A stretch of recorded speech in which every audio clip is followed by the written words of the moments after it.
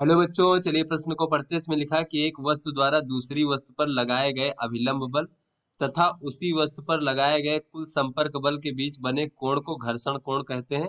यदि घर्षण कोण लेम्डा तथा स्थितिज घर्षण गुणांक म्यू हो तो दिखाइए कि लेम्डा जो हो छोटा होगा, बड़ा होगा, छोटा या बराबर होगा बच्चों tan इनवर्स म्यू के।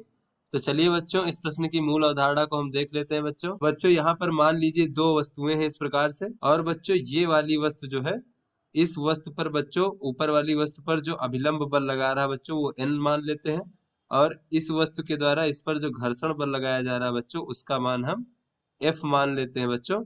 तो इस प्रकार से इन दोनों का जो परिणामी बल होता है बच्चों, घर्षण बल और अभिलंब बल का परिणामी बल, उसे हम संपर्क बल कहते हैं इस प्रकार से बच्चों।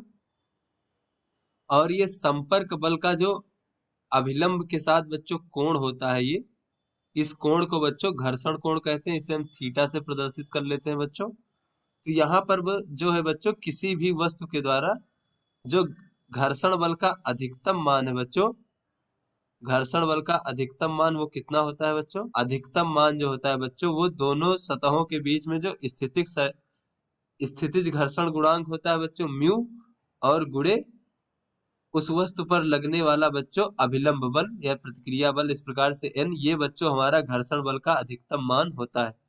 तो चलिए बच्चों अपने प्रश्न को हल करते हैं। तो बच्चों इस प्रश्न में कहा जा रहा है कि एक वस्तु द्वारा दूसरी वस्तु पर लगाए गए अभिलंब बल तथा उसी वस्तु पर लगाए गए कुल संपर्क बल के बीच बने कोण को घर्षण कोण कहते हैं। तो बच्चों यहाँ पर हम ये वस्तु मान लेते हैं बच्चों इस प्रकार से, और इसके ऊपर ये दूसरी वस्तु मान लेते हैं बच्चों। तो इस दूसरी वस्तु पर मान लीजिए ये पहली वाली वस्तु जो है इस प्रकार से अभिलंब बल लगा रहा है बच्चों, ये हमारा क्या है? अभिलंब बल। और बच्चों इस पर जो है ये हमारा घर्षण बल लगाया जा रहा है बच्चों F। तो इन दोनों का जो परिणामी बल होगा वो हमारा कुल संपर्क बल कहलाएगा बच्चों। और संपर्क बल और अभिलंब बल के बीच में बनने वाला कोण बच्चों घर्षण कोण कहलाता है, जो कि बच्चों यहाँ पर क्या कहा जा रहा है कि घर्षण कोण का मान बच्चों लैम्डा है।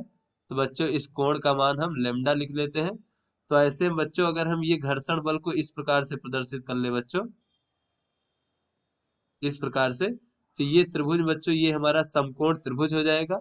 तो समकोण त्रिभुज में अगर हम tan लेम्डा बराबर देखें बच्चों, तो tan लेम्डा बराबर हो जाएगा लंब बटे आधार। तो लंब बच्चों हमारा है घर्षण बल यानी कि F, और आधार बच्चों क्या है? आधार हमारा है अभिलंब बल यानी कि N। तो इस प्रकार से बच्चों यहाँ से अगर हम घर्षण बल F का मान देखें तो ये हो जाएगा N tan लेम्डा। अब बच्चों ये जो घर्षण बल का मान जो अधिकतम मान होता है वो कितना होता है बच्चों? घर्षण बल का अधिकतम मान जो होता है वो बच्चों होता है म्यू गुणे N, जहां बच्चों म्यू क्या है? ये स्थिति से घर्षण गुणांक है बच्चों दोनों सतहों के बीच में।